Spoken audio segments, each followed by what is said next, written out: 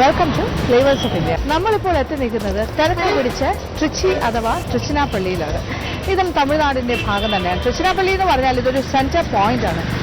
എവിടേക്ക് പോകണമെന്നുണ്ടെങ്കിലും, ഒരു പക്ഷേ ചെന്നൈയിലേക്ക് പോകാനാണെങ്കിലും അല്ലെങ്കിൽ കോയമ്പത്തൂർ ഏത് സ്ഥലത്തേക്ക് പോകണമെങ്കിലും ഇതൊരു മെയിൻ സെന്റർ പോയിന്റ് ആണ് മധുരയിലേക്ക്. അപ്പോൾ ഏതാണ്ട് സെൻട്രലി ലൊക്കേറ്റഡ് ആയിട്ടുള്ള ഒരു സ്ഥലമാണ്. അതുകൊണ്ട് തന്നെ ഒരു വലിയ ബസ് സ്റ്റേഷൻ, റെയിൽവേ സ്റ്റേഷൻ ഇതെല്ലാം ട്രിച്ചിക്ക് സ്വന്തം അല്ലേ. തിരക്ക് പിടിച്ച സ്ഥലം എന്ന് വെച്ചാൽ ശരിക്കും ടൗൺ ഏരിയയിൽ തന്നെയാണ് ഞാനിപ്പോൾ വന്ന് നിൽക്കുന്നത്. ചരിത്രം പറയാനാണെങ്കിൽ ഓൾഡസ്റ്റ് ഇൻഹാബിറ്റഡ് സിറ്റി ഏരിയ ആയിരുന്നു എന്ന് പറയാം. പണ്ട് തൊട്ടേ ഇവിടെ മനുഷ്യവാസം ഉണ്ടായിരുന്നു എന്നാണ്. അപ്പൊ 2nd century BC മുതൽ ഇവിടെ ആൾക്കാർ താമസിച്ചിരുന്നു എന്ന് പറയുന്നുണ്ട്. അപ്പൊ ഏർലി ഹിസ്റ്ററി പറയുമ്പോൾ ഏർലി ചോളാസിന്റെ കാലഘട്ടത്തിനെ കുറിച്ചാണ് പറയുന്നത്. എന്താ ദൈവം, ബസ്സല്ലെങ്കിൽ സൈഡിലൂടെയാണ് പോണത്. എവിടെ കയറി നിൽക്കുന്നതെന്നറിയാം, റോഡിന്റെ നടുക്ക്. പിന്നെ അപ്പോൾ ശരിക്കും പറഞ്ഞാൽ ഏർലി ചോളാസാണ് ആദ്യം ഇവിടെ ഭരിച്ചിരുന്നതെന്ന് പറയുന്നു. അത് കഴിഞ്ഞിട്ട് ഒരു മിഡീവൽ ഹിസ്റ്ററിയിലേക്ക് പോയാലും ചോളാസിന്റെ കാലഘട്ടമുണ്ട്. പല്ലവാസ് ഭരിച്ചിരുന്നു കുറെ കാലം. പിന്നെ വിജയനഗർ രാജാക്കന്മാർ, അത് കഴിഞ്ഞ് ഇടക്കാലത്ത് ഡൽഹി സുൽത്താനേറ്റ്, അതായത് മുസ്ലിം രാജാക്കന്മാർ, അങ്ങനെ ഒരുപാട് ചരിത്രം പറയാനുണ്ട്. പിന്നീട് അങ്ങോട്ട് വരുന്ന കാലഘട്ടത്തിൽ നായക്സ്, മധുര നായക്സ് എന്ന് പറഞ്ഞിട്ട് വിജയനഗർ രാജാക്കന്മാരുടെ മിനിസ്റ്റേഴ്സ്, അവരുടെ ഒരു കിങ്ഡം നായക് ആ ഒരു കാലഘട്ടത്തിൽ ഡൈനാസ്റ്റി ഭരിച്ചിരുന്നു. അത് കഴിഞ്ഞിട്ട് പിന്നെ പറയാനാണെങ്കിൽ മറാത്താസിന്റെ കയ്യിൽ കുറച്ചു കാലം ഉണ്ടായിരുന്നു. അതും കഴിഞ്ഞിട്ട് ഫ്രഞ്ച് ഈസ്റ്റ് ഇന്ത്യ കമ്പനി, അത് കഴിഞ്ഞ് British east India company, British Raj.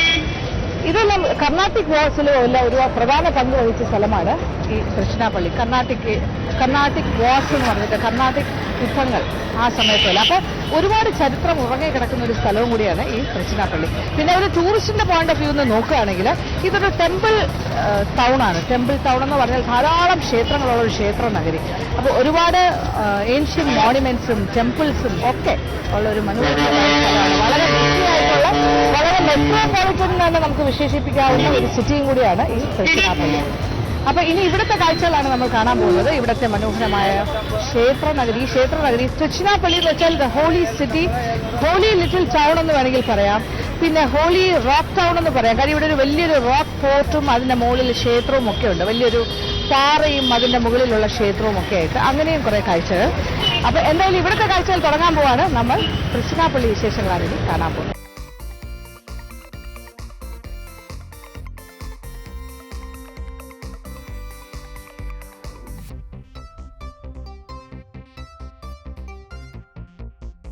അഥവാ തൃശ്ശിരപ്പള്ളി എന്ന് പറയുന്ന ഈ റോക്ക് ടെമ്പിൾ സിറ്റി, അല്ലെങ്കിൽ എന്താ പറയണ്ടേ, ഈ holy little city, holy little town, ഇത് കാവേരി നദിയുടെ തീരത്താണ് സ്ഥിതി ചെയ്യുന്നത്.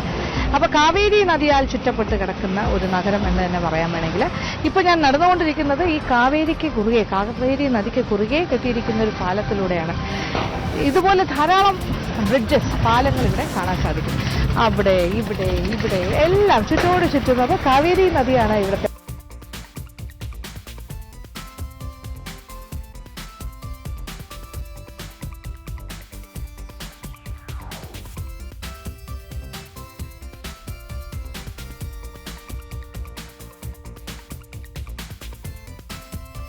ഏറ്റവും പ്രധാനപ്പെട്ട ഒരു ക്ഷേത്രമാണ് ശ്രീരംഗം ടെമ്പിൾ, രംഗനാഥ സ്വാമി ടെമ്പിൾ ശ്രീരംഗം.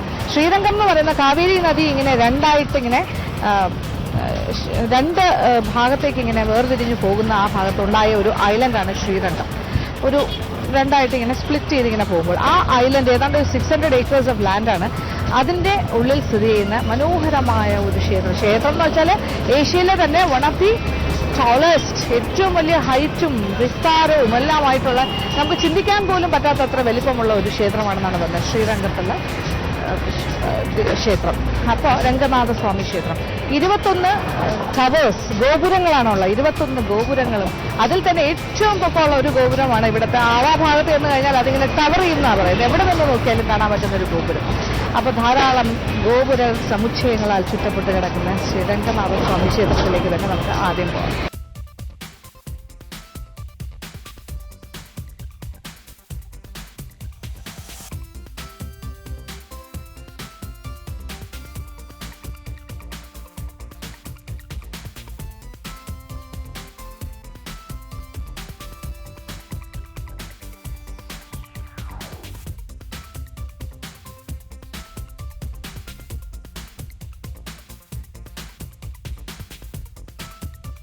ശ്രീരംഗത്തെ രംഗനാഥ സ്വാമി ക്ഷേത്രത്തിന്റെ ഗോപുര നടയിൽ എത്തിയിരിക്കുകയാണ്. അപ്പൊ ഇത് കാണുന്ന എന്റെ പിന്നിൽ കാണുന്നതാണ് ആദ്യത്തെ വലിയ ഗോപുരം.